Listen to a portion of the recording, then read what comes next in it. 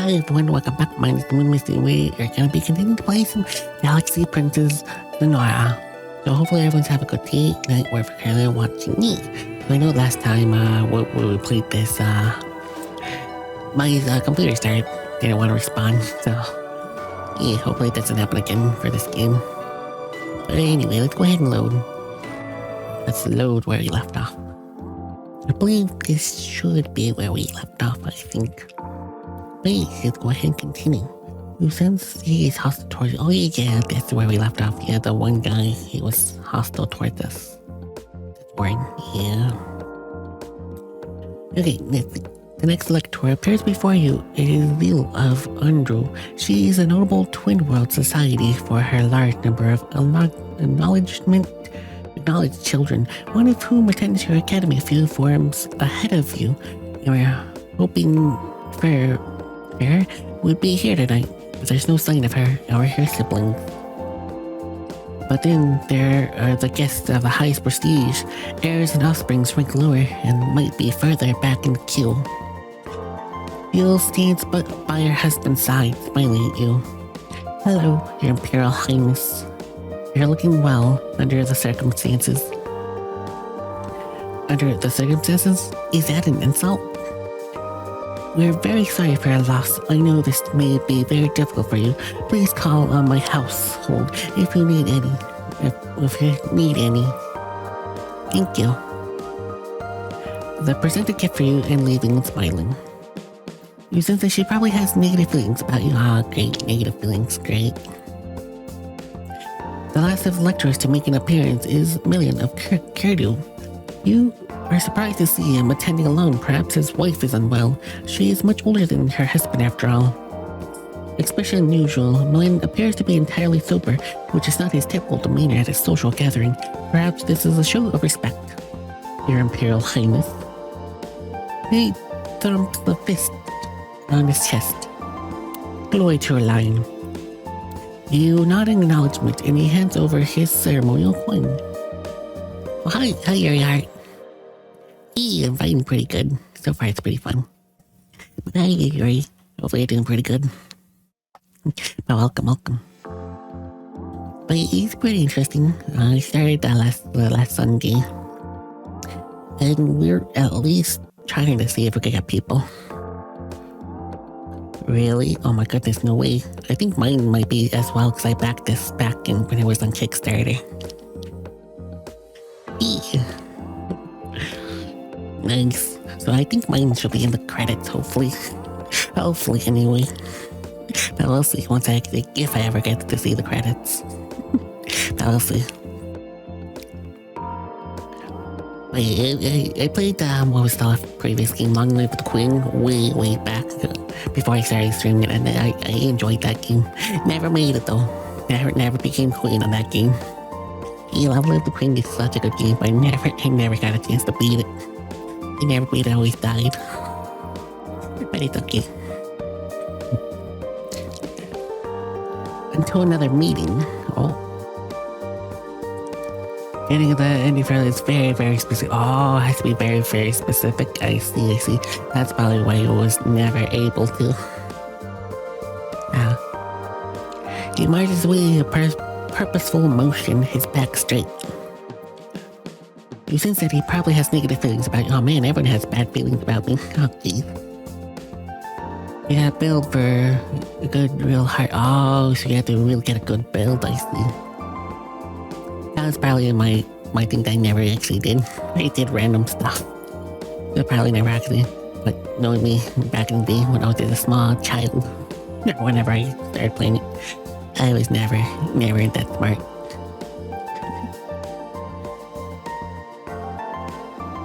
These are the last of lectorials, but certainly not the last of the guests. A long evening stretches ahead of you. Oh, okay, so there's still people. Of course, there is no more votes to be casted with the sector. However, the holder is not the sort of person who can expect to wait in line to pay her respects to you. If you wish an audience with the High Pontifex, you will have to approach her as a supplement. Oh, interesting. For now, you must raise your chin and look regal. Yes, we must look regal. Alright, so let's see. We gotta relax by the pool. Alright, search for problems. I don't know. I don't know. Would cautious be okay? Maybe relax by the pool. You enjoy yourself lounging besides, and then splashing around in your own private pool. Oh, our private pool. Alright, let's stay put. Good morning, Your Imperial Highness. We must discuss the matters of the Jubilee holiday, the celebration of my father's birth star rising. As we officially have no emperor at the moment, it would not be unreasonable to postpone the Jubilee until after a successful election. Oh no. Jeez, I am bad at stuff. We could maintain a current schedule and celebrate the honor of Emperor Glacia on turn 28. Or you were using your position as Emperor's daughter, you could move the Jubilee to match your own birth star turn 15. Oh, interesting. I could help cement my position as the next ruler in the eyes of the Emperor. Ah, I got that. Nice, I got etiquette. It's the only thing that I got going right now is etiquette. Or it might be presumptuous of me. What is your command? Let's keep the father's Jubilee. Let's keep things stable. The Jubilee should be celebrated of my father's birth star. I will make a note of it. Hopefully that's a good option. Alright, let's see. What is the positive? Okay, so we have a bonus in art emotions. I don't even know if I'm gonna need anything else. What would be good?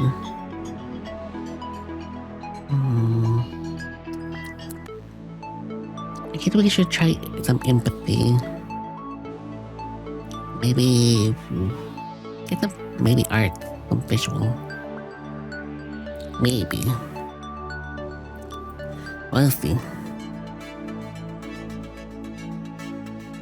I like to try to get the bonuses. See if that even helps. I probably won't. We received a report from the Star Admiral that the fleet is preparing to resume regular patrols around the Empire. That may make it more difficult to contact. You could locate the fleet by looking around the map. Oh, okay. Your Highness, I need your input on a matter of security, a large, unimportant matter, but that one that might wish to exercise discretion while handling. A visitor to the palace, a Rakian laborer, became publicly intoxicated and made a nuisance of himself. Among other things, he was loudly shouting that the Emperor Draxon has gone murdered by your hands. What? No! Why would we murder our own father? No. What? Exactly what? Why do people think that I murdered my own dad? Come on. Even though we went really that well together, I guess. Obviously drunken nonsense, but as a concern of your reputation, you may wish to take a personal hand in this matter. We have him in custody awaiting your decision. Rumors have spread quickly, particularly rumors about cover-ups and conspiracies.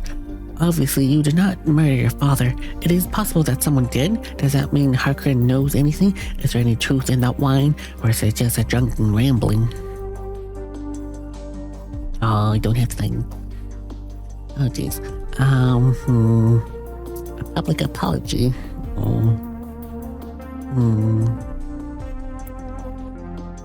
Punish the drunkenness only. Polish for slander. Interrogate him for clues. He must be questioned. Where did he get these ideas? What information does he have about my father's death? I need to know everything he knows. Ladies, he's accusing you. He's a fanatic. Your father's death was an accident. The man knows nothing. He's obviously wrong about me. But he might have something or heard something that could give us a clue on what happened. Or if it's just about attacking me, why? Is there a rebel group behind him? Does he have any connections? Who has to be talking about this? This is a waste of time, but if you command, I will turn him inside out for a pebble of information. It's probably gonna be nothing. Nothing's probably gonna happen. Anyway, we gotta talk to these people. Looks like I gotta get them for our votes. Who would be good to talk to? I guess we could talk to Krovos. He's the only that kinda liked me. Let's investigate his background. You can dig into the background of Krovos, the Elector of Arndu. Krovos' short life has been marked with more misfortunes, even than your own. He was only a child whose parents were both killed in a transport accident. Krovos was very young, was confirmed as a future Elector, and his guardships assigned to a minor noblewoman as regent.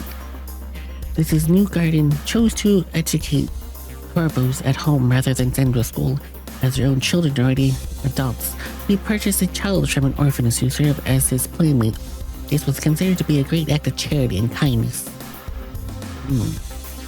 Interesting. 2 seasons later, that child's body was found face down in a state, glowing moss pond. It was required that an accidental drowning, and the child had no family to raise complaints. The case was quietly closed. Official records, however, suggest that the child has been beaten before death. Oh, that's not good at all. Most recently, the regent had a family gathering to which Krovos was not invited. He was left at home with the servants. At that gathering, a meal was served with poisoned mushrooms mixed into a salad, killing all but the regent's eldest daughter, who hated salad and didn't eat any. Mysteries, yeah, this is very interesting. So someone's definitely trying to kill his family. You think you know who then? Oh my goodness. I wonder. The court has been debating whether the cook or the daughter is to blame, but it is not socially acceptable for her to take the Krovos guardsmanship while under such shadow. In the end, it was decided to let Krovos soon direct control of his inheritance despite his young age. Oh. So they say it could be the cook or their daughter. Well, the daughter didn't eat the salad. Oh. But then again, they say that she hates salads, which is interesting. Simply pros to be cursed or perhaps blessed by the touch of death himself. Already are small cults within his territory they're revering as an avatar. Oh, alrighty then. Hey, he's already getting some sort of following. He probably doesn't like it, but he's getting some sort of following. Oh. Others see him as a victim of scheming family who hope to usurp the electoral control, only to be brought down by their own plot. In any case, his name is already so marked with suffering and scandal that it's hard to imagine any blackmail attempt having an impact. Interesting. Well, I failed everything there.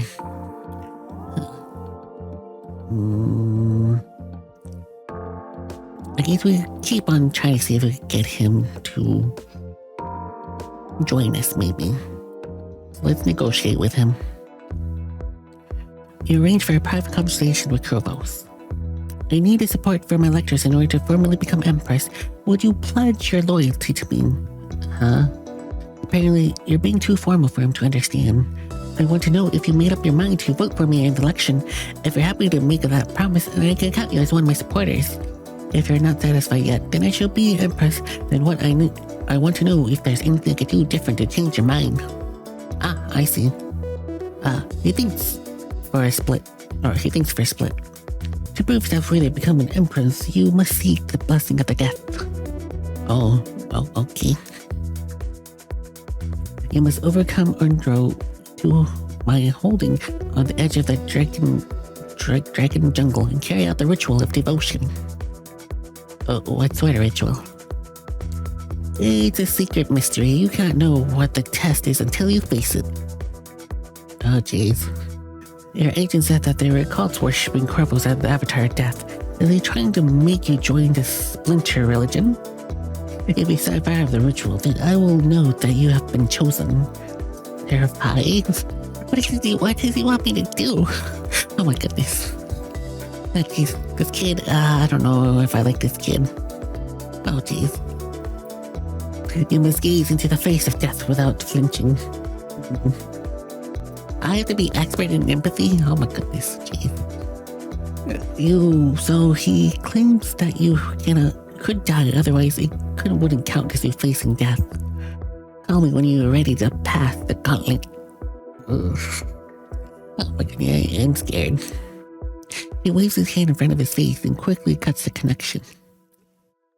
You think he probably has positive feelings about you. Alright. Okay. He assigned the quest the gauntlet. So I guess we could do the gauntlet. Oh my goodness, I don't even know if we're gonna be surviving the gauntlet. But we could try. Let's go ahead and see. Yeah, no, let's make a new save file. Yeah, just in case. Alright, let's try to see if we can do the gauntlet. In order to win his approval for the election, Corvus wishes you to meet with him at the edge of the dragon jungle in the dead of night to carry out an unknown ritual and come to contact with death. There are rumors that some kind of cult has sprung around Corvus, becoming the way that the death has followed him in life. The ritual might be an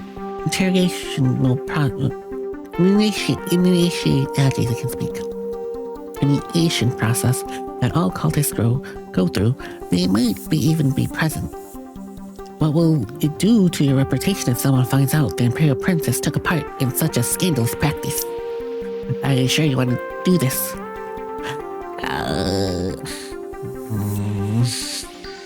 Sure, I guess we could try. You might as well find out what you want. Well, time for me to die, I guess. Oh boy. After receiving directions, you take a flyer down to the surface of Ondro, finding a clear path of Corvo's property. From there, it still takes a good portion of an hour to walk to the location. To be specific. Oh. I don't know what's going on. I'm scared. The skies are dark and cloudy. The path is rough. Tree root snakes unexpectedly cross the trail. The plant matter moth waves from the branches above, brushing against your cheek like cold fingers. Oh. The air is filled with hissing and crackling of unseen insects. At last you find it. Not the crumbling ruin of an ancient stone you might have imagined, but an intact chapel or possibly a tomb. Solid walls, crisscross glass windows, and an arched doorway through which you could see glimmers of candles and Corvus. Are you ready to face death? Ooh, what do I have to do? He beckons you into the chapel. There are 2 items on the stone tablet. A glass pitcher filled with gravy slices floating in liquid that in a black leather gauntlet. Perhaps only the flickering candlelight, but the fingers of the gauntlet appear to be twitching of their own accord. You must infuse your brain to reach a state where death can speak to you freely. There are 2 paths. One is more painful than the other. He points to the glove. Put your hand inside, and the Hybos ants will sting with their venom. If you can withstand their pain, the several splits, you will be enlightened, for if you break and pull your hand out, you fail. So the glove really is twitching. Oh boy, I failed. So we either put our hands in the ants, or do something else. Corvus points to the picture. Mushroom tea. The easy path. It will open your eyes to the unseen. Many people do use mushrooms to enter an altered state, but they can make you really sick, and if they're the wrong mushrooms, they could do worse than make you sick. Crow's foster family died from eating the wrong mushrooms. Oh jeez, unfortunately you don't know how to tell one mushroom from another. Yeah, that's a cook's job, not yours. You can't see any medical equipment here if something goes wrong, so you have to summon help from the palace and it won't arrive quickly. Crows keeps implying that you could die here, and this may be dangerous. Does he only want you to scare you? Does he want you to prove that you're not afraid? What is the right choice? Oh. Okay, oh boy. Why not? Let's drink the tea. Rip, exactly, Rip. I'm gonna die here. You look uneasily at the picture of tea. Gray chunks of fungal matter hang suspended in the liquid like decaying flesh. The smell reminds you of a dead rodent found wedged under the bed of one of the girls at the school. Nothing about this is pleasant. Should I drink it out of the pitcher or... Oh, I forgot the cup. Well, at least he brings me a cup at the very least. He reaches behind the table. You must almost expect him to produce a skull or for a mug, but instead he holds up something black and lumpy. A potter's mistake. He pours some of the liquid and hands it to you. Feeling yourself, you gulp down the liquid. Less said about the experience, the better. Now wait for the effects. Your stomach clenches uncomfortably. You hope it's just nerves. Split sex, your head spins, and you're worried that you might make it to sick over Crow's feet. Oh my goodness. Oh my goodness, everything's getting trippy.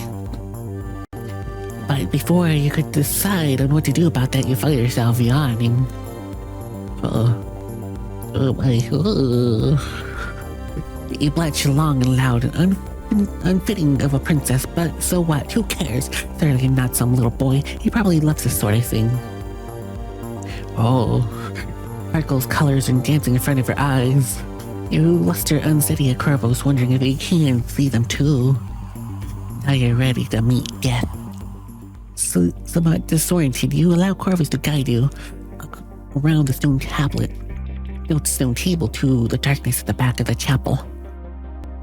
Corvus bend down and take hold of a large metal ring and pulls down a trapdoor.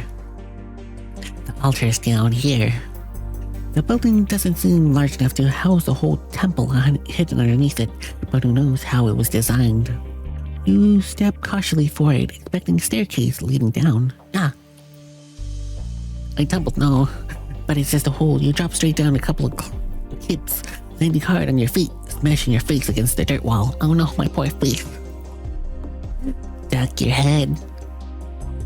Is there a tunnel here that you have to crawl through? Confused, you bend over slightly and it closes the trapdoor overhead. Hey! You bang and shove the trapdoor as best you can, though you're not in any condition at the moment to use your full strength. Let me out. Corvus doesn't answer. It's not that he can hear you. Of course he can. He can hear you. He's chanting to himself, calling out words you cannot understand, words that burble and rasp and pop and mean absolutely nothing to you. It sounds like the language of Gribbs. Is he in contact with them? Is he their assassin? Is he assassin? There is not a speck of light down here in the hole. The darkness should not be impenetrable, but the state you're in, your vision already gives away false colors. Your mind tries to fill in the outlines of the rooms and places we have been, even though your hand feels nothing but mud. My goodness, I don't know what's happening. I'm scared.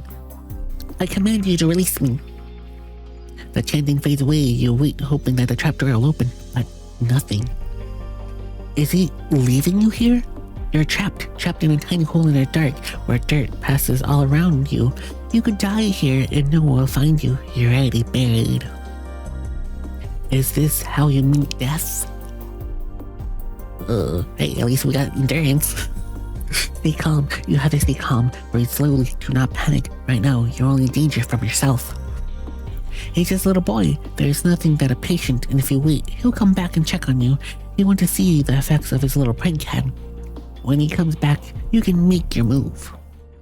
You wrap yourself in a little ball, squeeze your eyes shut. The blackness feels less intrusive if you're deliberately choosing not to look.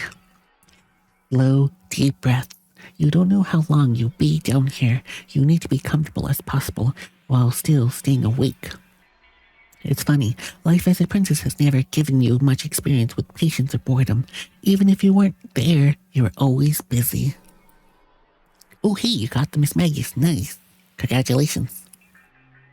It's a nice Pokemon. You certainly heard of meditation, but you could never imagine actually participating in it. There were always more improvements or exciting things to do. Well, you're a smart girl with a knack of picking up skills, aren't you? Maybe now it's time to start practicing.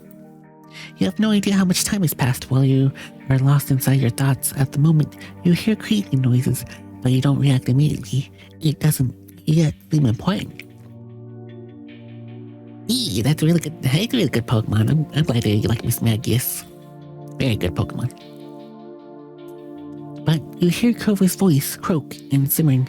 You are chosen. Your eyes open, and the first time, you clearly see rough dirt walls of the hole that you have been placed inside. You can see them clearly because your entire body is radiating light. Oh, mystical glow. I got achievement. Mystical glow. I'm glowing. It seems like it would mean something very important. But between fear and pain, the poison and trance, you cannot really put your thoughts together. You have met death and have been blessed. You will usher in the power of destruction that will change the galaxy. And I will be your left-hand servant. I will pledge my death to you. Anything you need, ask for it. You lick your lips trying to remember how to form words. I just want to go home. I will help you. We just need to lay down. Even though we're just laying down. Jeez. Which is good because you're probably going to need some assistance climbing out of this hole. Weak and strange as you feel, you're not sure what else you gained along with his loyalty. But you're certain now that you have his vote. Well, at least we got a vote. We survived. But that's all that matters, I guess. We survived. You have no idea what happened? Well, at least we survived. Jeez. Admire them for portraits. Let's have a dinner party. You invite some residents to the palace to join you for an evening of food and entertainment. Alright, well, at least we got one of them down. Oh, Princess, have you seen the latest news across the star feeds? I just got up. This concerns your father.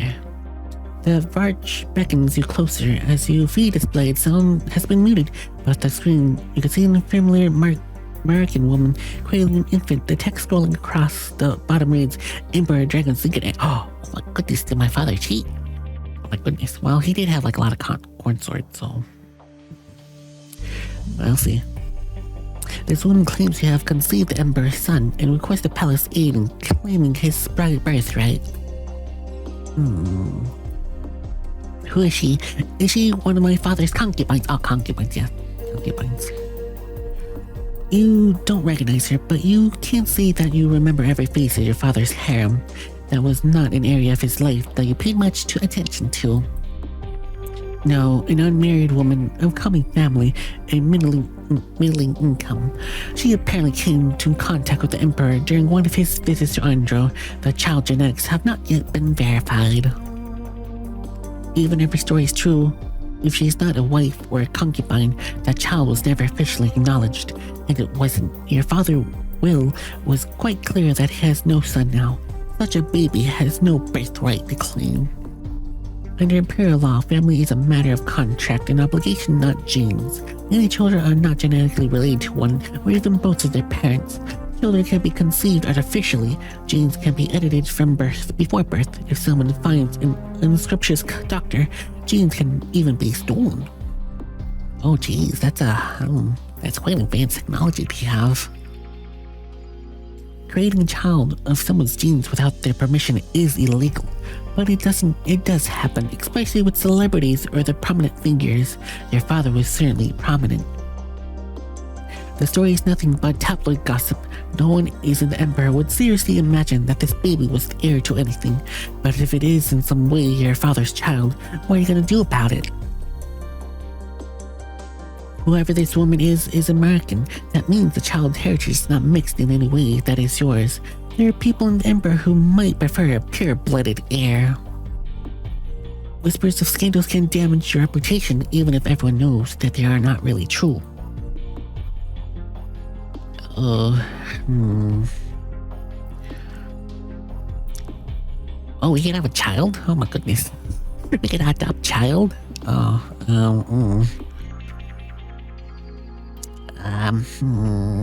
We could adopt a child as our own. I could donate to an orphanage, or just denounce the woman. Or just ignore it. I feel like maybe donate to orphanage. It's not really our responsibility. The baby is not my responsibility, no matter who the genes it has. It would be wrong to acknowledge the story. It's nothing to do with me. But I don't want to look heartless. Let's make some big public donation in my name to the Imperial Orphanage and Children's Services that will help support the baby, whoever it might be. And of course, it should boost your reputation for generosity. Very well. If that's resolved, then I have an update on the drunken Harkin who slandered your name. Oh, okay. After extensive interrogation, it was conclusively proven that Harkin knew nothing all about your father's death, not even know where he took the place. Oh, well, I guess that was right. They were right. Waste of time. It had no contacts in the science department or even elsewhere where the palace could have provided inside information.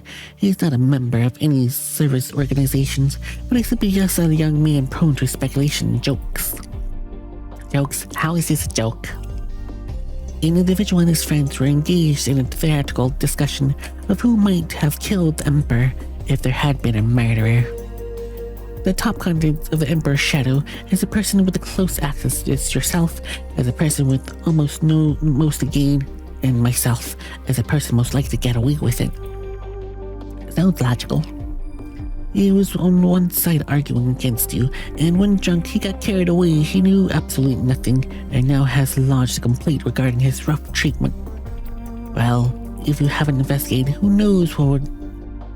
Wait, well, if you haven't investigated, you wouldn't know that he knows nothing. Well, that is true. At least we know he knows nothing. He didn't know not anything. He was just some random visitor. If there is a mysterious about your father's death, then any clues must be hidden somewhere in the Heavenly Palace. The science department is the obvious place to start looking. But your father's ministers investigated in the labs in detail and found nothing suspicious. With so much going on, do you really want to devote your time chasing phantoms? Follow the science. We have no science. We cannot follow science if we have no science. You need to brush up on your scientific knowledge before you investigate any further. That dealt with, you have studying to do. Alrighty then. Let's just finish up empathy. And, what would be good to have? I feel like maybe we should try to focus on some science. Yeah, let's try some science.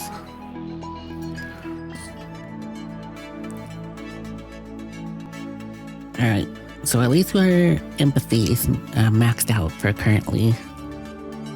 We just need to max out, get everything else back up to 50 in that category. We received a report from the Imperial Thresher. Her agents have heard rumors of the Marzian, the rogue shadow that served your father. He was sighted en route to the Twin World. However, none of these rumors came from anyone who knew him well enough to be certain of his identity. By the time agents were dispatched, the former shadow was nowhere to be found, if he was there at all. There's no cause for concern. The Thresher will continue to monitor the situation. Ooh, Indian Scada. Nice. Alright, let's see. Who should we focus on now? Well, at least this guy kinda likes me. Very probably positive. So I guess we could search, do some background checks. You dig into the background of the Vulture, the Elector of Ordu. Alter is an elder male with a reputation for calmness, wisdom, and common sense. He is often regarded as a mediating influence capable of helping different factors reach an agreement on issues. He has never married and has no knowledge to children. Oh, interesting. Oh, hey, you got it. Nice, congratulations. But Walter does have a long-term romantic partner, a male Marion, who is neither spouse nor concubine. Private records show that they once investigated a marriage license, but were determined to be genetically incompatible and unable to produce legitimate children together. Oh. Despite the difficulties, they have remained together for many rhythms, and neither has been seen to take any romantic involvement. Vulture once borrowed a large sum from his distant tax funds to use for a personal horror redevelopment. When questioned where arise about this, he apologized and paid back the money. No charges were ever filed, but there are hints that a few bribes may have been paid to avoid closer scrutiny. Oh my goodness. That's your first chapter with the standard Pokeball? Oh, really? Nice, congratulations. You got it with a standard Pokeball. Oh, blackmail. Jeez, why blackmail him?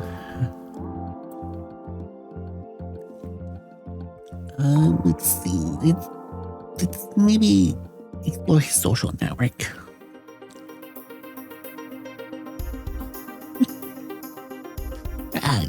Yes. Standard Pokeball. Investigating the relations of Vulture, Electra, Voljo. Vulture is allied with Zeal, Helium 1, Meryl, 2, Rippling Eternity, Haru 4, Ariza, and Randomil are enemies of Vulture. Oh, enemies. He has enemies. Interesting, he has enemies. Alright, proposed engagement, what? No, why are we gonna do that? No. Let's negotiate first. You arrange a private conversation with Vulture. I need the support of my lectures in order to firmly become Empress. Will you pledge your loyalty to me? Of course, I'm happy to make that promise. Thank you. I look forward to seeing you and your influence of the Emperor to come. Well, see, you don't need to blackmail him or anything. Oh, goodness. What's wrong with Lady Deep? I don't know. But yeah, I didn't have to blackmail him. It's little dancing. You go out for some wild excursion of one of the places in the ballroom. Alright. Let's see, who should we work on next? When you wake up, you find a message waiting from the first search flagged important, not urgent, or someone would probably have insisted on getting you out of bed at once. You read through the message and immediately feel your pulse rate increase. A major Starfeed producer has requested access to do an interview with you for a bibliographical special. Oh, I see. Bro, jamming joke, no problem, it's okay. I don't know that many programming. I don't know programming. So I didn't know that, but thank you for explaining it. Thank you. You can't afford to say no to this. This is a chance to make a positive impression across the entire empire. It could shape the course of an election. Unfortunately, you don't have long to prepare. The reporter will arrive after this turn. Classes. Oh, okay, jeez. So, they're gonna be here. Oh, great. I don't know if I'm gonna be prepared or anything. I'm scared.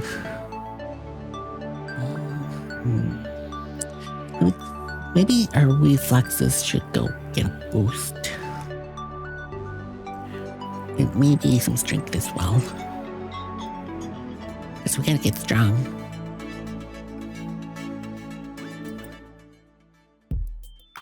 It's time for your interview. What impersonation do you want to give the Empire? Do you want people to think of you? Oh, strong commander, wise leader, beautiful princess.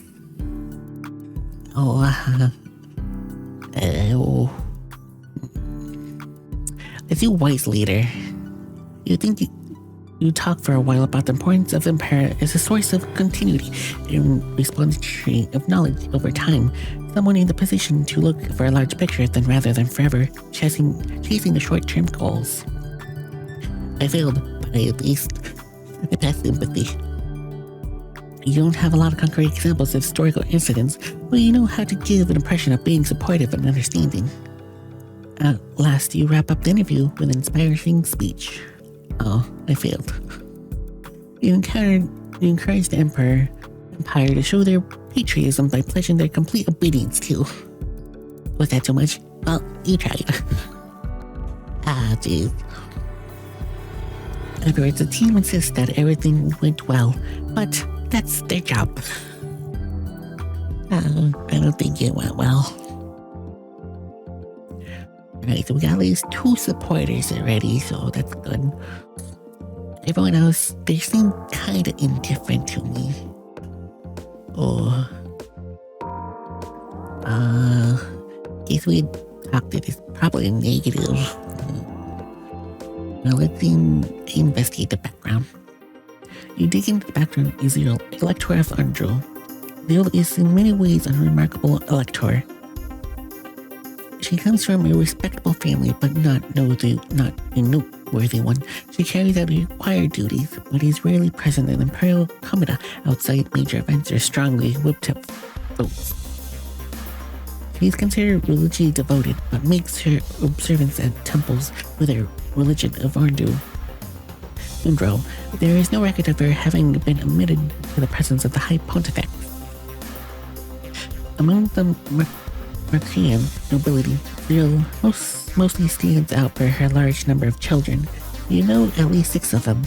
What you never realized until now, though, was how many of Zil's babies died during infancy due to genetic defects. Oh no. Poor babies died because of defects. Any complement fertility labs could have detected and prevented those problems. She must have been relying solely on natural conception. However, while others might agree or disagree with her position, it is not a secret or not a scandal.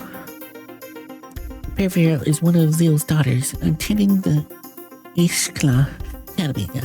Man, these are pretty hard to pronounce.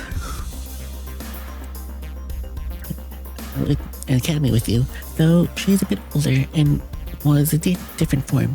You're never close friends, but you did admire her. You haven't heard anyone mention her recently.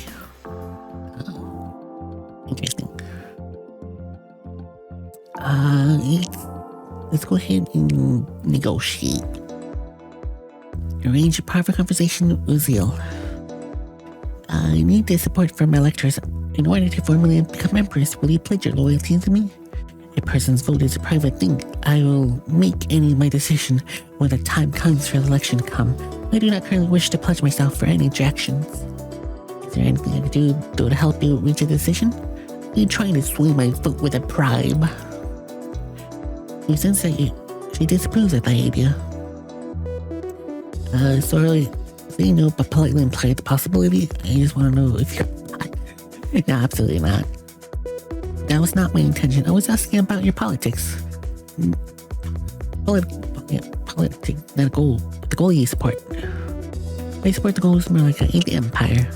A very safe statement, which tells you nothing. Of course, I hope that we can speak again later. She nods you. You sense that she probably has positive feelings about you. At least that's better than last time. At least it's a positive. So we can't really talk to her anymore, and she said that it's gonna be private. Alright, if we could talk to... Let's try Malin. Let's first investigate his background.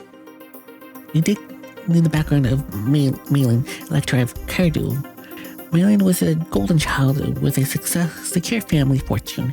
He was good but not exponential student. With much of his attention and scholarship devoted to music and athletics, he performed in Orphic Assembly.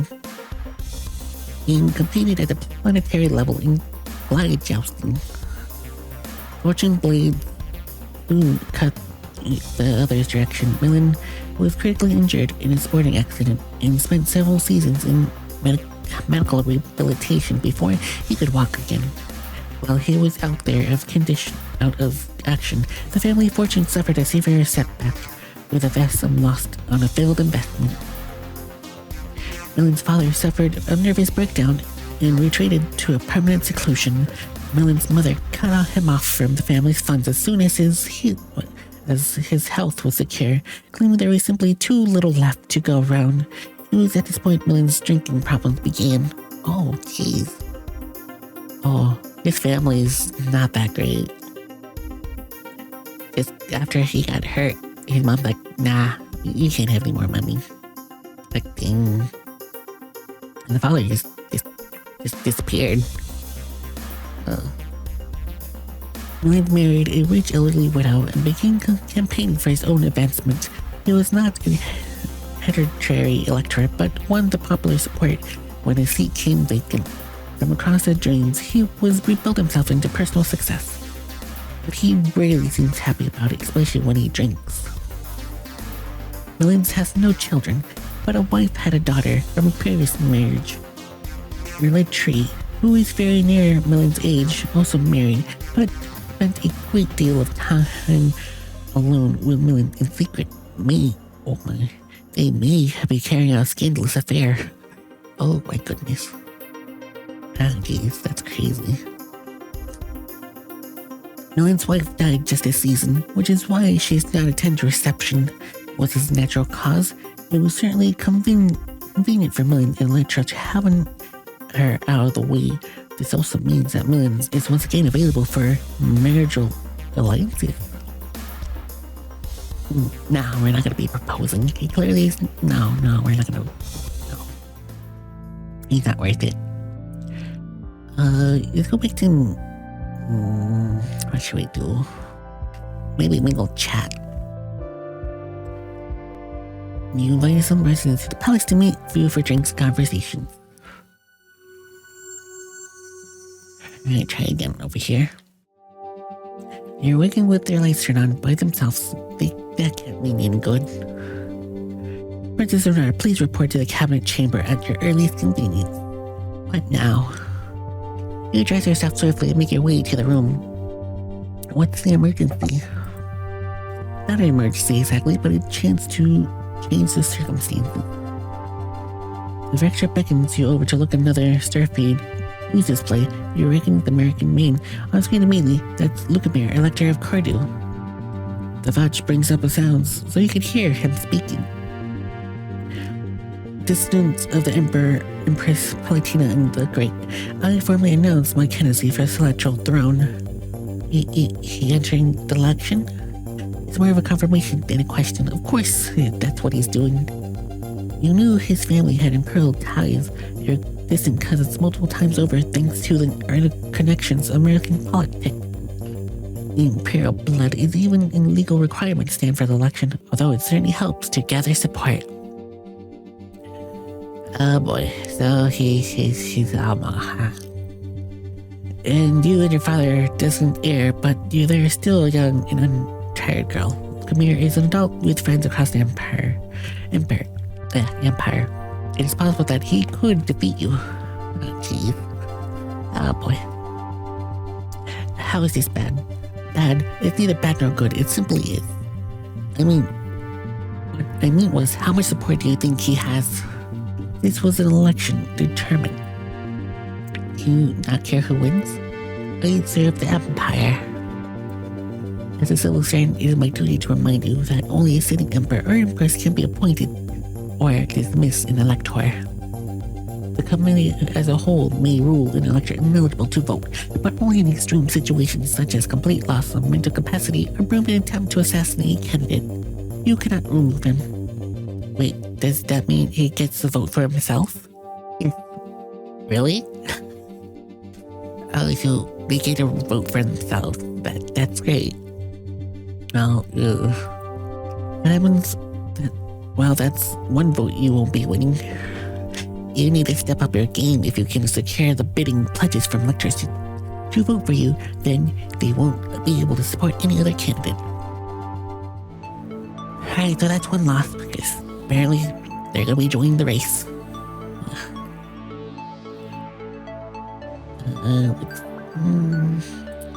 That would be good.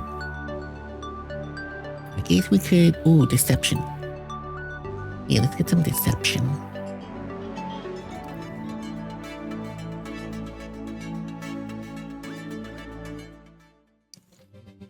Alright, you return to your room to find an important message light flashing. When you pull up the message, the sender's name appears to be a sequence of random glyphs. How did they get past your security filters?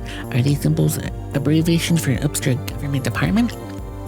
There's a short video attached to the message, something Lugamir's fantasy, maybe. You open the file and freeze. Bro, those figures on your screen, they are parents. Wait, what? It's not a loving message of the future daughter, it's a recording of an argument. They're in the palace. You recognize your father's room, although the decorations have changed a little. This was clearly 3 months ago, and they're talking about you. Your father speaks. Now that is your daughter has been born, and your mother cuts him off angrily in the way that you have never seen her in any photographs before. That thing is not my daughter. It is your creature, and I refuse to have a part in it. And there the file cuts off. Who would send this something like this? Maybe it's a misunderstanding. It's only a few moments of context. Maybe they were talking about it at all. Oh, negative. Oh no, we feel negative now. And maybe your mother hated you.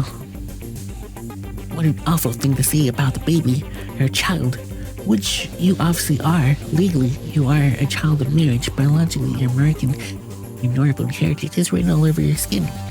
You are really Milana's daughter, and she called you a thing. Maybe she wasn't well at the time, or maybe it was never happened. This video could be fake. Well, where did it even come from? You're trying to compose a reply, but it won't send. The system believes the address is malformed. It's how it was received. How was it received in the first place?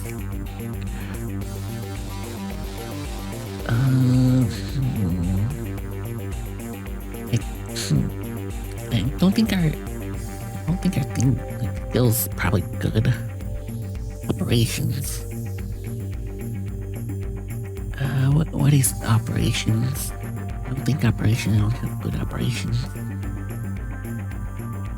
Where is it? Probably didn't. Oh, yeah. We have 10. I don't think it's gonna be enough. Spaceship. Yeah, it's right here. Hey, Zach. How are you in the garden? Sorry, I thought it was Zach. Sorry for a second there. Because you're both names are green. Indeed. Spaceship. I'm still a bit tired from yesterday. Alright, we can risk it. Let's try. No, we failed. I watched the video several times, but you can't figure out any obvious clues. You still don't know if it's real or who sent it to you and why. Maybe it's best just to forget about it. Oh, dang. Oh, this guy is in its running, but he hated me, so it's fine. Yeah, he's hostile to me, so it's fine. I was gonna win his vote anyway. Alright, let's try to probably negotiate with him. You arrange a private conversation with Milan. I need the support of my electors in order to formally become empress. Would you pledge your loyalty to me? He shakes his head. Your father was a wicked beast I had ever born. He kissed death and shot lightning. He ate a newborn heart, raw and savored the taste. He definitely had a few drinks. You're pretty sure your father has never eaten a baby heart. Well, hopefully not. Hopefully not. You want my vote? You have to earn it. You have to challenge me. A duel. Pussyfooting around poking at points, a real challenge, a man's challenge. Are you obviously not a man? So what's the point? Strength to strength. Test me in my strength. Surprise me. Show me you're worthy of your father's throne. Alright, what strengths do you want to compete in? He holds a fist, peeling his fingers one at a time, wrestling, fishing, stinging, drinking. Somehow by the lost item, he has all 5 fingers raised, even though there's only 4 options. He punctures the list with wagging from a nearby bottle. Talk to me when you're ready to fight. Oh boy. Oh jeez. You sense he probably has negative. Yeah, he definitely has negative feelings. A manly challenge. Oh boy. How am I going to do this? He wants to do a manly challenge. I don't think I have really that good skills. My strength is okay. My reflexes are okay, but my wrestling is terrible. Oh boy. Let's talk to this guy first. Actually, investigate. You dig into the background of Zolik and lecture a cardio. Violet's father never married. Violet was the only child of his favorite concubine, a winged beauty of a known family. Violet was a pampered child, raised to use his look for an advancement, and as an adolescent married a much older man who knew now was deceased. Violet inherited and control of the electoral seat, and has been challenged by his elder half-sister, Sencha, in bitter rivalry since childhood. For many cycles, Violet had been engaged in scandalous romance, one with such as concubines. He has repeatedly offered to buy his boy contract and has been denied. Recently, Violet proposed marriage to Servetta, a woman from his respectable Marquine family. She accepted in the lavish ceremony and being named, however, his unintended bride is actually Servera's lover, whom Violet has lured away as part of a scheme against his half-sister. Violet's plans are unclear, but that odds are high.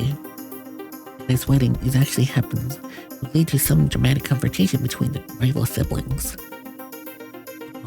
Oh, hey Zach, now there you are. Hey, okay, Zach? Why are you sad? Why are you crying? Oh no, Maple's not working today. Oh, Maple's broken too. Everything's breaking. Oh, why are you crying, Zach? Why are you crying? Are you okay? It's hot. Oh, yeah. Looks like it's very hot for you today. That's not good. If you can try to keep cool somehow, then try to keep cool. Get drink plenty of water, some ice. Try to stay cool as best you can. Let me see if I fix Naples, just how to reset it maybe. I'm still a bit tired from yesterday, but I'm trying my best. Okay, I think Maple might be broken. Yeah, something definitely happened. Tell me how things are like that. It's native one for you. Oh dang. That is cold.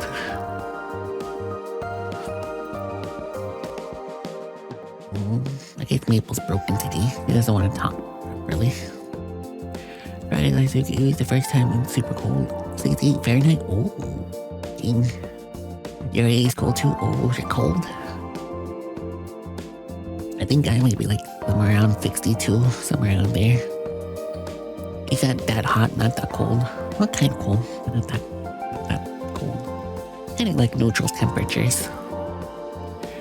Ooh, 104. Oh, jeez. That is terrible. That is terrible. Well, hopefully it will get better. Drop down temperature. Hopefully. Feel like a roasted. Oh my goodness. Ah, jeez. Ooh, what a squirt. Yes, what a squirt.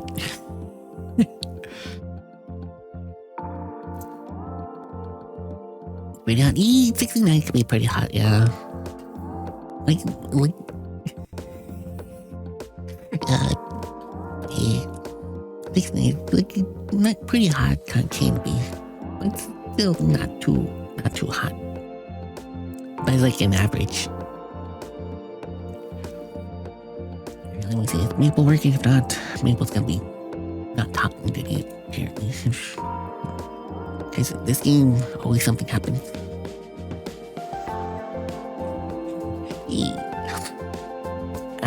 It's really hot. Oh, okay, yes, very hot.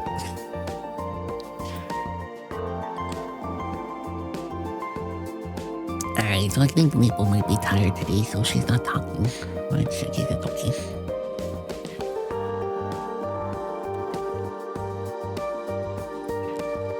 Oh. I drink some water. Get my water bottle. Ooh, hey, thank you for collecting your daily shard.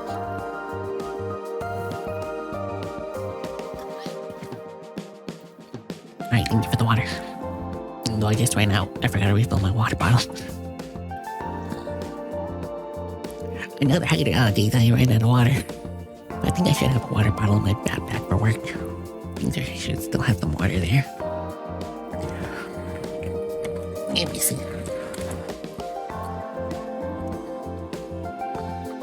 It is water. We still have water, so I'm good.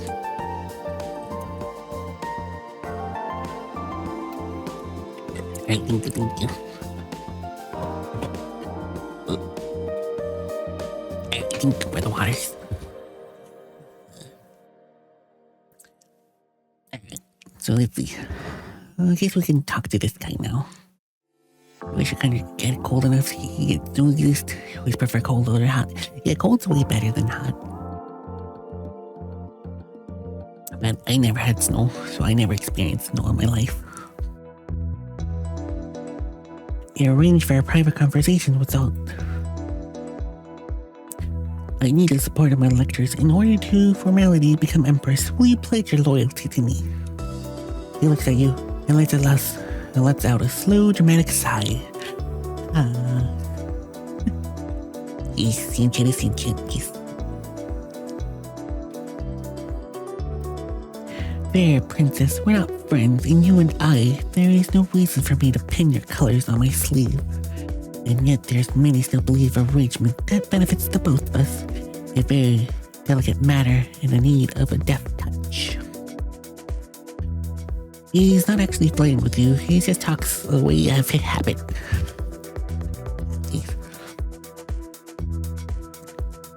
You have a narrow range of operational temperatures, everything inside of that is unbearable. Understandable, very understandable.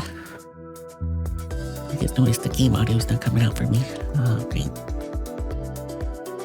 Let me see if we can fix that. It's not one thing, it's always something. Let me see if I can fix this. Okay. Yeah, bug me.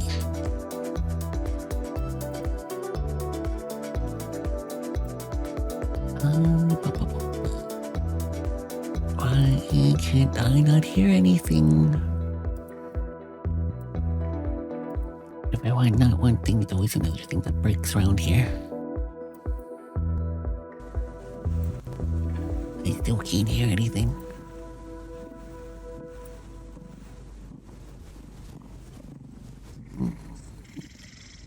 Oh, Tato, Sprigatito, baby. I love Sprigatito. He's a real good Pokemon.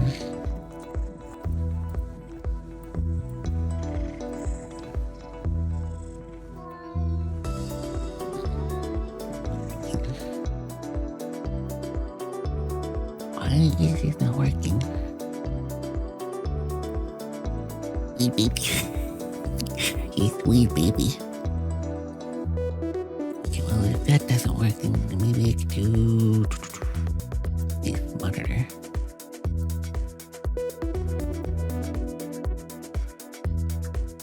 You like Kibble V. That's really nice. Interesting. My audio's not working.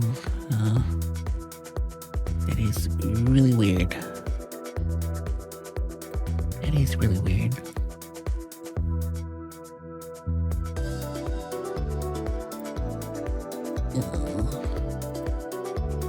I don't know why I always have bad luck playing this game. Maybe something breaks. I don't know why. Hopefully you guys at least can hear the music. Hopefully. You never seen Kitty? That's one of the hairless Ollie, the Sphinx cat. The Sphinx cat's pretty interesting. They have no fur, they're naked.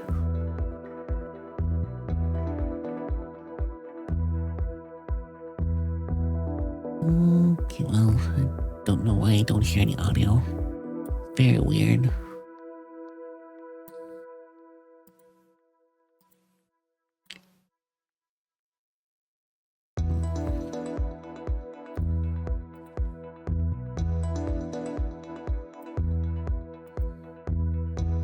Oh. Thinking maybe we could work at here stuff now.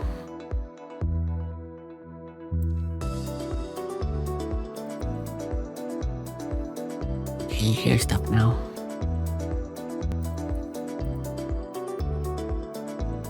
I think I fixed it. Alright, audio. Sorry, I'm having so many audio computer problems today. You hear that? Okay, perfect. I hear it as well. Yeah, but always, I don't know, every time I play this game, something always happens technical wise. But I think we should be okay now. I heard if you rub the face on its belly, it sounds like you're rubbing a big cake. Well, aren't we all hairy sack of meat? Aren't we all just a big hairy sack of meat? Oh, jeez. You're not okay, good. Your computer, there you go. At least your computer. You get a free pass. You get a free pass. Ooh, but you're soft, okay. You're soft computer, got it. That's good.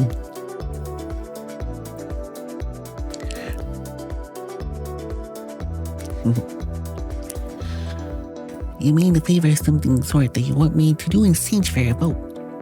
Yes, if you must lay it out plainly. He reached over the lower deck and slides out a drawer, picking a blue velvet case from its depths. This is a gift which I wish to be delivered directly and discreetly. Oh, my. Computers could be meat organical devices. Oh my goodness. Didn't know there is organic computers. Oh, you're not one? Okay, good. Because that seems kind of scary though.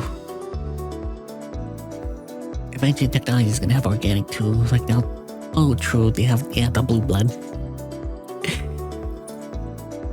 Well, as long as we go for a peaceful route, then maybe we might be okay. But hopefully they don't overturn and try to decide to take over. Any detective robot that licks it a lot? Oh, maybe. To a member of the Centrist harem. Yes, you understand correctly, my half-sister would be intercept any deliveries that she believes might become from me. Any parcels, all that's sent openly to Glacia would be searched. The meeting we could rearrange a rare and take a great deal of planning.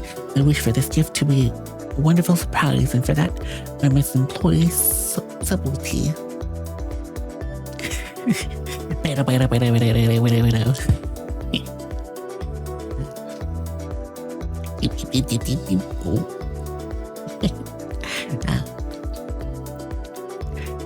While the key is the element of surprise, you are not currently associated with me.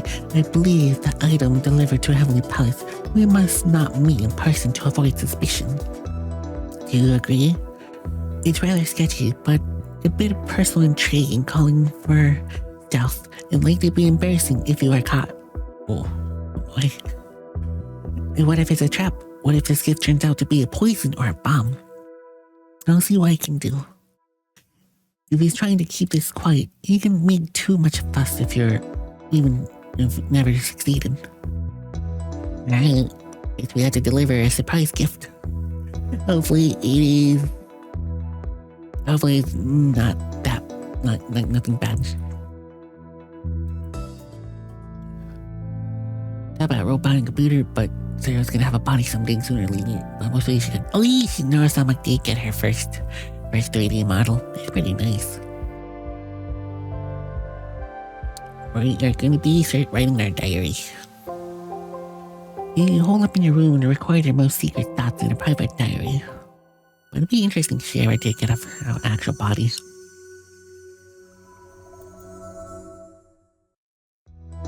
You wanted to see me? Yes, Your Highness, this is largely a formality, but it requires your approval and a signature. Those recent Lutherans of Science who was your father's minister, has been offered a research directorship in Harlow sector. Harlow 2, you haven't visited there yet, but going by a reputation, it's particularly no there to visit. No habitable planets, no major population centers. Having been so recently a member of the Celestial Ministry, with privileged information means that the individual must seek imperial approval before accepting any such positions. Is a matter of security. You don't know anything about the past history of science did. Apparently not much considering the lack of information about your father's foolish experiments. You have no idea what top secret plans might have been brought before the ministry, or how this appointment could affect your future. You'd have to take a guess.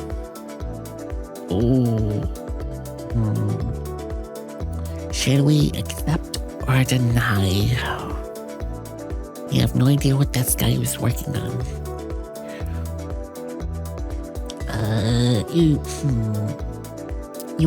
We'll approve it. We'll approve it. Really close to Detroit Become Human, you know, in the game, it was 2030. Oh, you're right. We're always at 2030. And they are releasing some sort of robots nowadays. We're not probably going to be close to specific, like, high technology, where they can actually independently walk and talk. Because right now they still need humans to operate. Fine, I'll sign it. Very well. Is there any news about Lucamir's campaign? A new interview for the feeds? Prepare the screen where you see a video footage of Lucamir answering questions from reporters while making a visit to a historic castle on the Twin World. Oh, hey Nova. Thank you for your 10 stream straight. Thank you. I appreciate you. Thank you. I already held an event there and mine was better. You cannot waste your time worrying about what he is doing. You need to focus on your own schedule. Alright, let's see. Oh, we could get some spaceships. Oh, some stealth. We do need some stealth, so maybe get a sleight of hand in hiding. As we are going to be doing a secret mission soon. You swipe absolutely through the myths and legends of ancient Novian people, your distant ancestors, the tales of Lumia, a breed of holy warriors, who channel elemental energy with their bare hands. They called down fire, lightning on their foes, and buried armies with floods and earthquakes. It was said their powers could bolt out lightning out of the sun. I failed. They probably made these up stories to explain natural disasters and happen through their history. Primitive people can't understand a solar eclipse, so they blame magic. According to legends, Luminous would gain their powers from mythical jewels held in their hands, which would fill them with crystal energy. Those stories must be inspired their culture and technical development, which is why now they call themselves Crystal Nova. If a Northern crystal ray gun somehow traveled through time to the past, it probably would seem like a magic to the natives who got their hands on it, but of course that's impossible. Many ancient kings and queens were supposedly lumens with affinity of being passed down the noble line. On rare occasions, royal silicons sometimes had gifts they showed they would be capable of becoming lumens. Gifts like breathing underwater, healing with a touch, irradiating light, making light glowing like what happened to you. It is possible that there is some truth in these luminous legends. Could you have inherited something magical with your mother's Novian blood? But that cannot be true. These are legends, stories from the ancient past. Their very last reported lumens was before the giant freeze, when Iskol covered in northern sun and their world was plagued into darkness and ice for generations. And that was a millennia ago. There are no stories of modern Novodians wielding elemental powers. Just be certain you close and concentrate, focus your thoughts on light. You open your eyes a peek, nothing happened. All these silly stories and imagination, you must have misunderstood what happened before. There's nothing to worry about. Oh, okay, well, be lethal. Alright, I guess we could try. Probably native, voting for Lucamir. Of course you are. Of course you're voting for Lucamir. Ah, jeez. So I gotta try to get his stuff. Are we even prepared for his quest? I don't even know if we're prepared for his quest. Well, let's try it. Million wants to prove your mantle in order to win his vote. He didn't request a formal duel or any sorts to fight to the death, so you probably attempt these multiple times. What skills would you challenge him at? I don't know. Have we found Father? Not yet. Father is still missing. He's still missing somewhere. Missing is 0.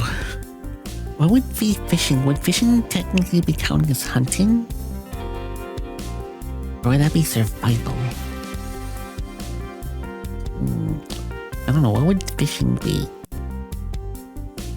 Because the only thing I have is hunting.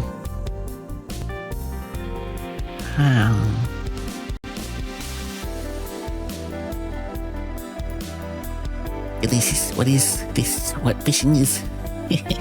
It's very delicious, yeah. What is drinking? Drinking? You drink alcohol, I think. Yeah, we're drinking like an alcohol drinking contest or something. Okay, so we could, while singing, we have 0 music. We could try our luck in fishing. Mill invites you to meet up at the lake at Cordu, which you all have 7 hours to catch the greatest total weight of fish. You must catch all your fish yourselves and prove with your own equipment. These are the rules that you've been given. He won't specify what kind of equipment you can use. Oh, hey, well, he's got stealth. But what's that prevent? I'm not really sure. It's something I've already missed. I know something. I forgot what. Let me see. What were they? Allure, meditation. Okay, so I don't have a lure. But for the alcohol drinking, I don't know what you need. I don't know what you need for alcohol drinking. Since the final tally comes down to weight, a bit of trickery to weigh down your catch could literally tip the scales in your favor. No, my hunting failed me. I'm not smart enough. So what's hunting for fishing? You're not an experienced fisher, but what's the worst that can happen? It's more likely to be boring than dangerous. We spent several hypothetically pleasant hours by the lakeside catching very few fish, accompanying nothing. At least Million's enjoying himself. If you want to win his vote, you either need to get a lot better at fishing or try a different tactic. Oh, okay, so I need to be better at fishing. Alright, let's go hang out with Maple. I think if I hang out with Maple, our hunting can go up a bit. You take your hawk to the end to fly, watching it swoop and dive with a sense of freedom. There is your heart. Oh, at least we're bold.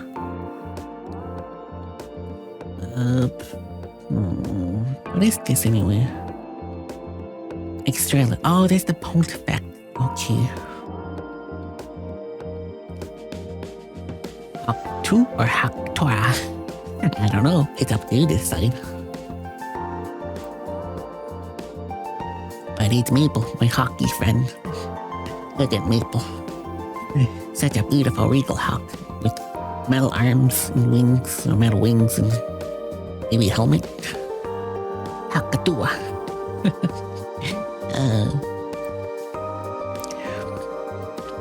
Okay, so this is the point effect. I guess we can request an audience. You submit a request for an audience with the high pontifex and wait anxiously for the response. Even an imperial princess cannot command the attention of her holiness. At last, you're granted permission to travel to the surface Kurdu and enter the Bsky of the shadows. Why I have so many negatives? I don't know why. They're not good at all. Oh, you mean on the people? That means they don't like me. Yeah, if we're talking about the people negatives, then yeah, that's just they don't like me. They have negative feelings towards me. You're guided to small chambers where you wait for your private audience. A pair of aides open the door and lower the eyes as the priestess enters, then steps away without speaking. His High Pontifex Estrella is not dedicated to service of a single deity, but presides over the American faith in general. She may be officially or instructed at any temple if she chooses. That's why her titles are All Holiness. Hopefully their name is Scarlet. Unfortunately, it's not. Unfortunately, it's not Scarlet. Oh, geez. I need spirituality and expert. Neil. You gracefully sink to one knee, acknowledging her authority. Strength be with you. And also be with you. I've come here to humbly request your support and your blessing for me to succeed my father to celestial throne as he wishes. Will you join my celestial ministry as my spiritual advisor? You reach for the crown of stars, but the blood and the soul of American people lie here upon the stones, older than the empire, older than the flight. Half your blood is foreign, but you're raised and educated here on Kuro, correct? Yes, at Bsky Academy. But where's your faith? Where's your soul? Do you have to offer your tears to Guanmajin for wisdom, or do you dance for your mother's good lady? Ah, jeez, I failed everything.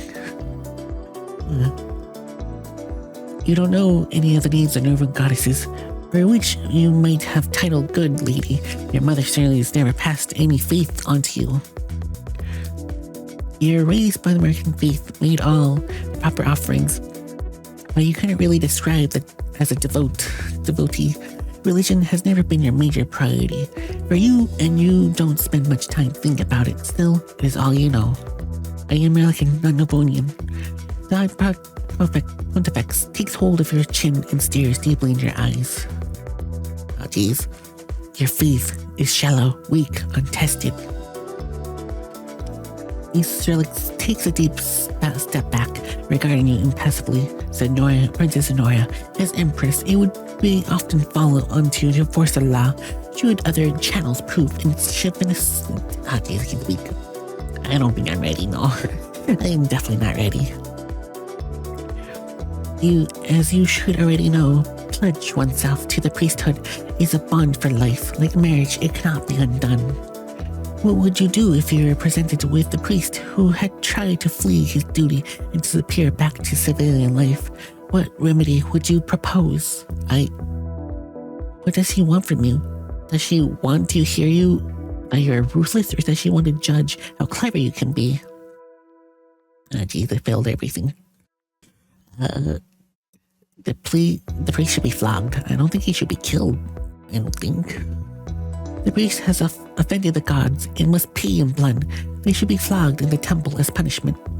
So if they break a lifetime vow, they face the punishment and then the matter forgotten. Oh, I guess they want a death. Oh my goodness, they want to kill people if they fail to, if they abandon their religion. That's kind of cruel. That's not forgotten, but I don't know. Interesting. She fell into silent complication. These words, they're too advanced. You're young and your path is uncertain. You must seek a sign of favor from the gods. How do I do that?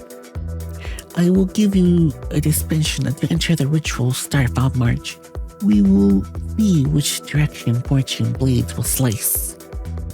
Starfall is a popular sport among Americans, but quite rough. Star-tipped javelins are thrown from player to player along the lengths of the field to reach the goal. The player holding the spear may not run, but must quickly sight and throw the star to the teammate. I'm gonna get stabbed. I am gonna get stabbed. I don't think this Pontifex think we feel too much, so we're being led. Probably, yeah. We have found way too much, and I think she's gonna try to kill us.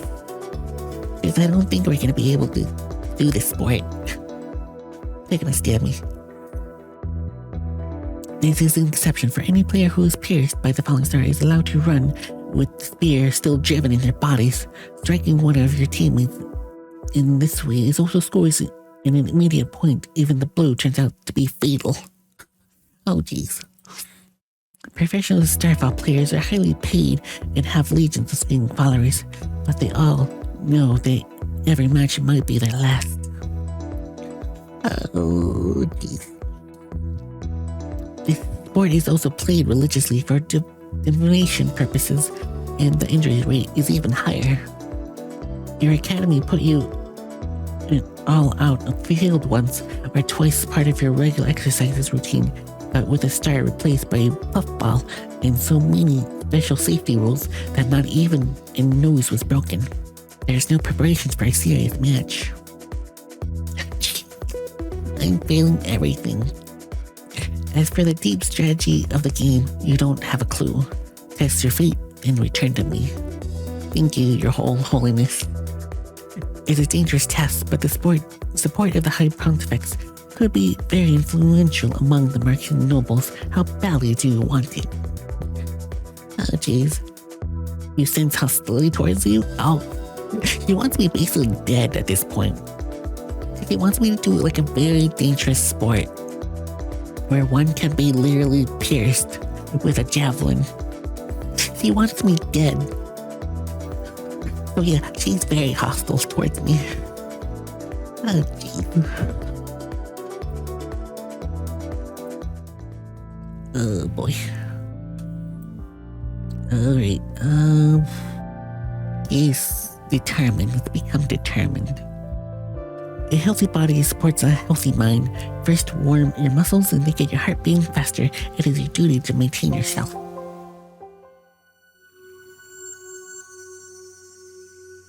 Alright, oh jeez.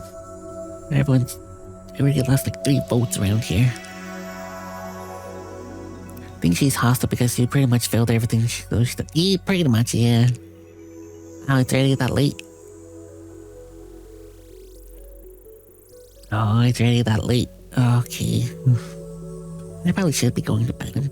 I'm kind of tired from yesterday. Just yesterday was crazy. But let's see, where should we go in the meantime? Alright, let's go over here to deep space. You're hurrying through the halls late for a meeting when, running the corner, you see a servant directly in your path, his attention focused during dusting a delicate sculpture of birds in flight. Oh, they failed everything. Look out! Too late to stop it. You stumble into the servant's side, his arms flying up in instinct, trying to prevent himself from falling over the jostle of the sculpture, which tilts and falls and crashes into the floor, cracking a wing right off one of the birds. The servant stares at you at horror. I can fix it. You pare down the damage, a clean break. It is probably repairable. Have that piece delivered to my room. I'm gonna look at it in more detail. This is an official order. You walk away, leaving the servant blinking in confusion. You have things to do. Oh, jeez. The consequence if you take your time learning, if then we should take your time learning, not rushing to people like the Pontifex. We can get negative followers. I don't know if there's a penalty. I really don't know. I really don't know if there is a penalty. I really don't know. We could try to prep a lot of stuff. I know that any time there's a chance of death, so death can be coming at any moment. Other than that, I'm not really sure.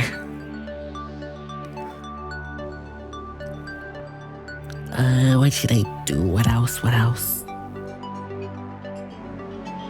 guess we could up a repair.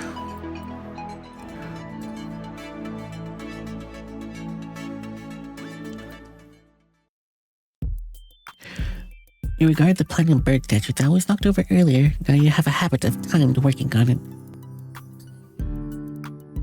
Yeah, at least I got to doing it. With the proper mental bonding agents, you've managed to glue the broken wing back into place. The craft is obvious if anyone bothers to look for it, but proper shape and function, the sculpture has been restored. And after all, you're a princess. Anything you do to an object becomes a sort of history, since you added more character, that is all. Then we should take your time learning stuff, because we keep feeling everything. It's innocent. We need to study a lot of stuff.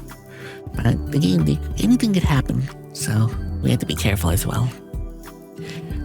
You could put it back in this blade and be done with it.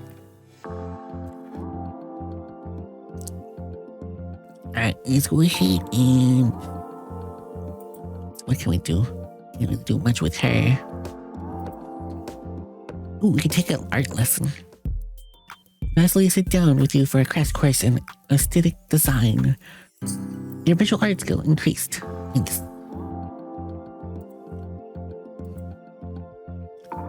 You with a bird.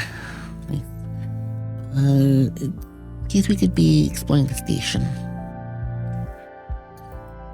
Alright. Alright, let's go over here. Entering Trackados 1 sector. Your Imperial Highness, some gifts have been sent for you in honor of your approaching birth star, or are likely to arrive with coming turn. The Races present you with assortment of presents traveled from various premises in Keflius around the Empire. These gifts are not show of political support, only a matter of politeness. Whatever comes in the election, you are the last Emperor's daughter, the most high-ranked noble in the Empire. They're obligated to show you some respect. Then the usual letters of appreciation. There are some more unusual items. This, for example, was delivered on behalf of Uzgha. The Uzgha is a species commonly referred to as spider spindly walkers because the long-legged exoskeleton that they used to move around. Their natural bodies are small, round and squishy, with the short tentacles that can barely drag their bulk all over the ground. Oh. They do a great deal of trade with the Empire and other galactic powers, but they have a reputation for seeming distant and emotionless, steady and dedicated workers who are welcome in the main port, but rarely make personal ties. The lab showed no signs of explosives or other obvious dangers, but they're not certain what it's meant to be. The object appears to be a large sphere of glass or crystal, which is hollow, containing mostly air, and a small pipe of metallic-looking flakes. You rotate the sphere and flakes fall into a new bottom. But in all the chaotic motion, almost as if they were swarming, once they fall into place, however, they are still. Oh, I wonder what this is. Yeah, this could be the last thing I do, because I need some sleep. Because yesterday was crazy. Yesterday was so crazy. It must be art, but it doesn't look attractive, even interesting to you. Put it in the vault. It may be valuable, but I have no use for it. Put it in the vault with other gifts. Very well. There's much more of a momentary gift an offer from the Gribbs, if gift is the correct description. It was fun, it was very fun. We actually finally beat Unicorn Overlord. The Gribbs, the most aliens of them all, celestial Empire neighbors, resembling nothing much as an enormous, giant, ugly mushroom. Oh, you can't speak their language other than the standard greeting, and even that makes your throat hurt. It is dangerous to attempt communication beyond them. Concepts don't always translate clearly as the Gribbs are unpredictable and swift to take offense. Many routines encounter with the Gribbs ships have steadily erupted into violent actions.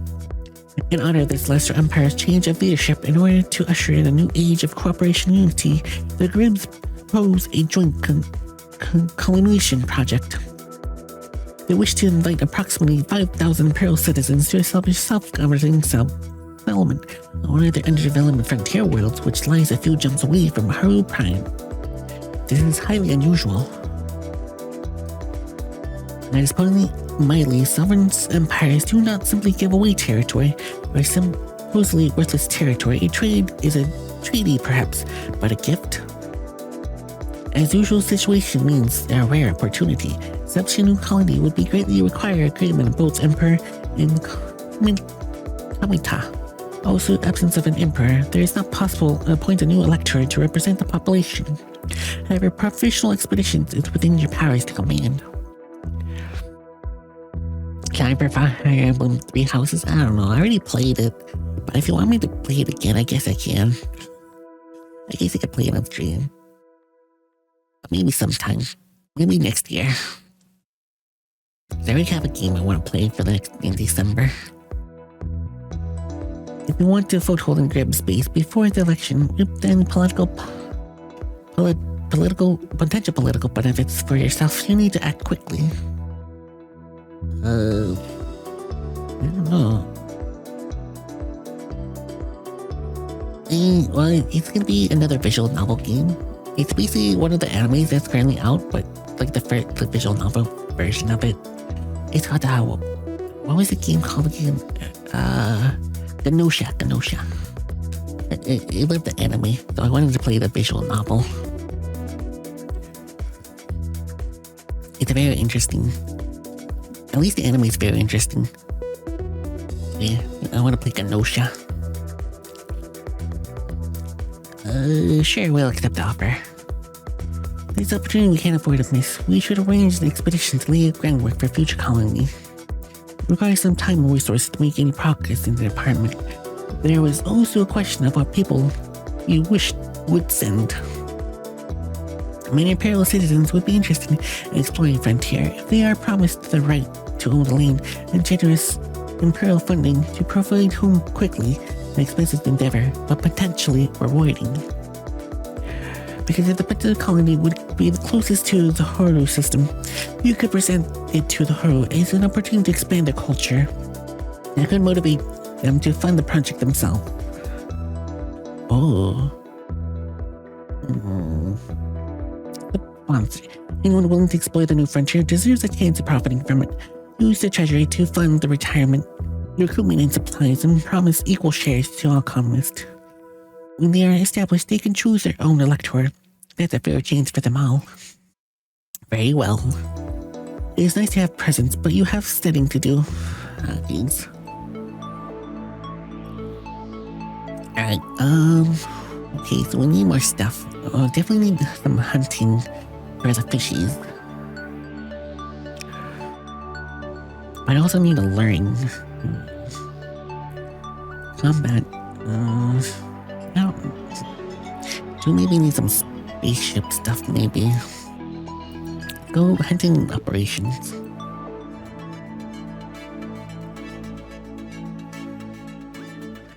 Right.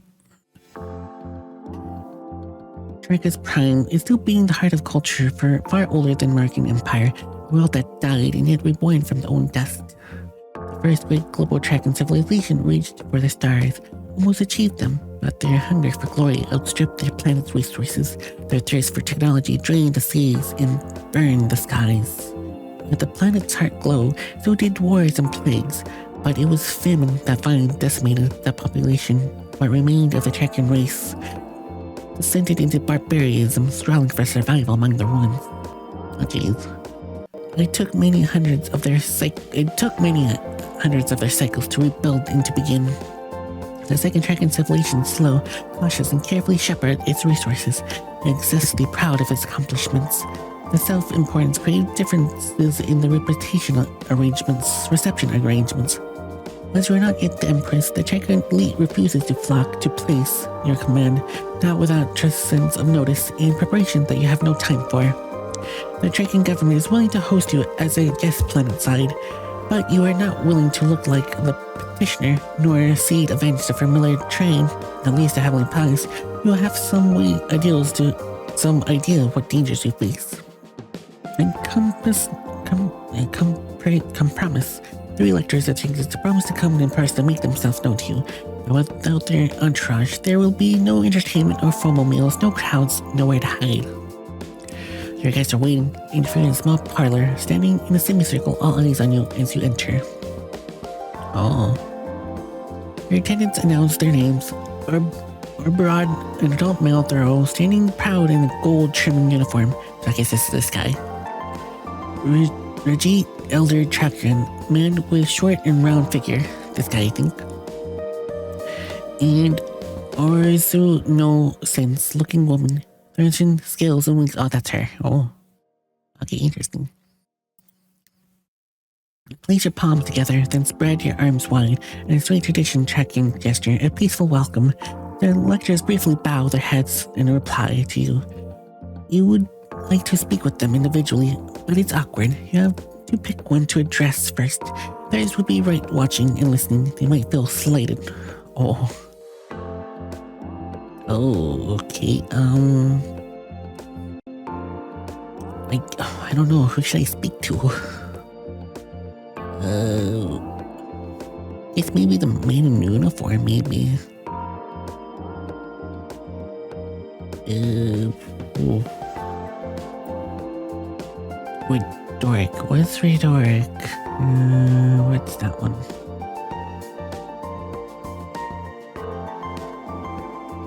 Oh, you're talking about her? I guess you could be rich.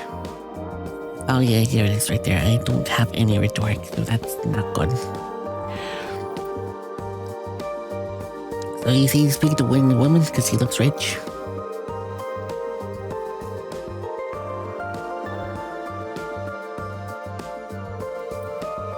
You turn to Uzra. Honors to your house. I suppose your travels was comfortable.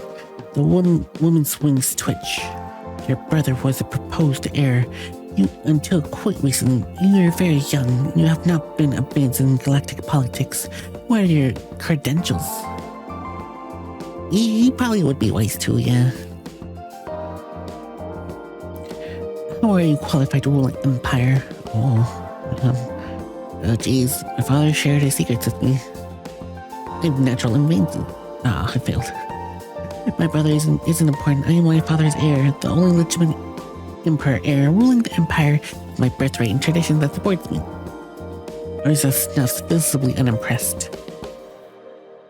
Lord Broad puffs his chest in medals and resumes for his glinting. Tell me, what is your experience with the military? Have you served a tour of duty?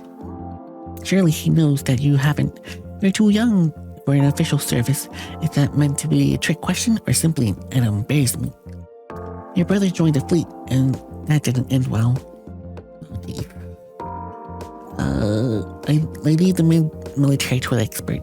I'm of course too young for the military service as of yet, and my duties to the Empire may not allow me to that freedom in the future. Of course I understand the importance of military to the safety of the Celestial Empire. That is why I rely on experts such as the Star Admiral to advise me. Bro looked unimpressed. Jeez. Reggie clears his throat, then presses his hands flat to his sides.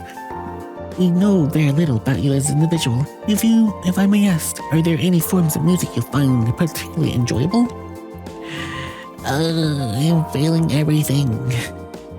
You've never really given much thought to the music beyond the latest pop sensations on Kuru. Somehow you don't think the lecturers would be impressed by the singers of your old schoolmates that were to die for. You've heard a few famous composers from American history. Of course, would that do?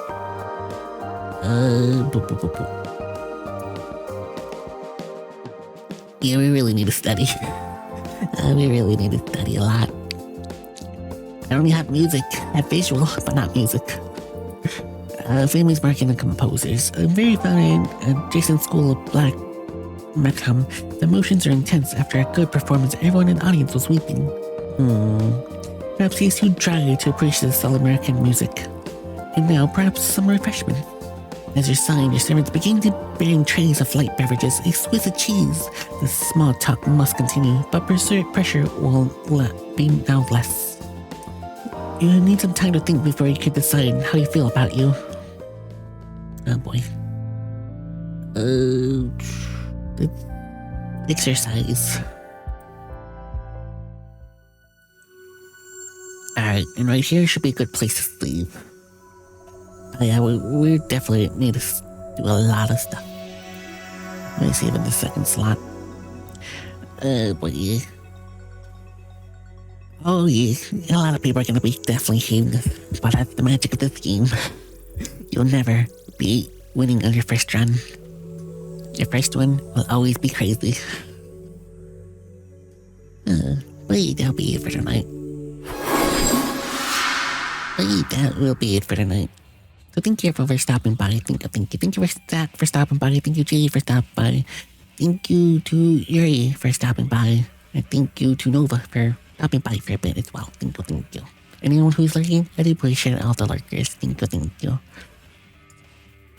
But like I said, so starting tomorrow, we're gonna be playing Glacia.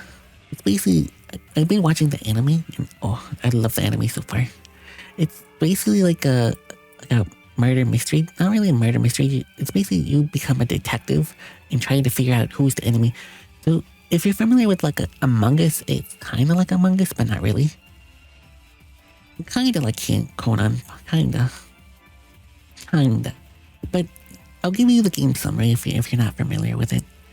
The Gnoshas are the enemies. They're like alien life forms. They take over bodies of like people. They pretend to be humans. Kind of like Phoenix Wright, yeah. Kind of like Phoenix Wright. Yeah, but you're just trying to figure out who is the murderers, which are the Gnoshas, which would be the imposters of like Among Us, basically. So they try to check, deceive, and then they eliminate only one person at a time. So they only can kill one person. At least in the anime, they can only kill during a warp. And then we have to decide who in among the visual. I'm not really sure how the visual novel is going to be. But it's going to be kind of similar, maybe to the anime, maybe. But since it was on sale, I was like, ooh, let me get it. Hey, they gotta make more detective animes. Ooh, that'd be very nice if they make more. But this one's a pretty good anime. You only know Conan as a detective.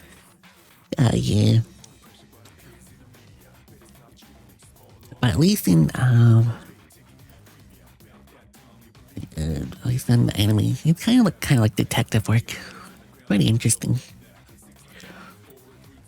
But yeah, so we're gonna be playing that for December. Not really sure how long it's gonna take me to play this game. We'll see. But it's also like in the anime, I'm pretty sure it's gonna be in the game as well. It's like death loops. Every time you die, it loops to a new timeline. So it's always gonna be slightly different. Yeah, it's gonna be interesting. But yeah, so we're gonna be playing that tomorrow. But yeah, so thank you again, everyone stopping by. Thank you. I think that should be pretty much it. If anyone has any suggestions for raids, let me know. If not, I'll try to see if I find one. Yep, that's why I'm gonna be sleeping. I'm gonna be sleeping after this, so I get sleep. But unfortunately, I still got work tomorrow, so I won't be sleeping too much. But let me see, who is live?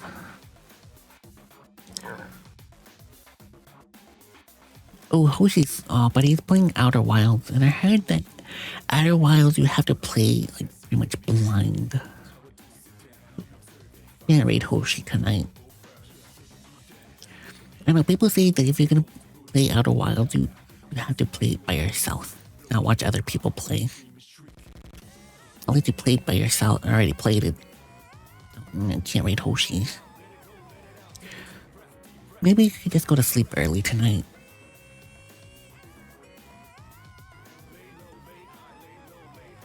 Maybe go to sleep early. Yeah, probably just gonna sleep early tonight. Yeah, I'm gonna get lots of these because it's gonna be interesting tomorrow. I'm really looking forward to playing the game, since I really do love the anime. But yeah, so thank you, Zach, for stopping by. Thank you. I appreciate you all. Anyone who's lurking, I appreciate all the lurkies as well. So no raid tonight, because I probably should go to bed soon. I'm a little bit early. Alright, so have a good night, everyone. Hope we all have a wonderful day, night, wherever you're watching. So see, bye, everyone. See you next time. Bye-bye.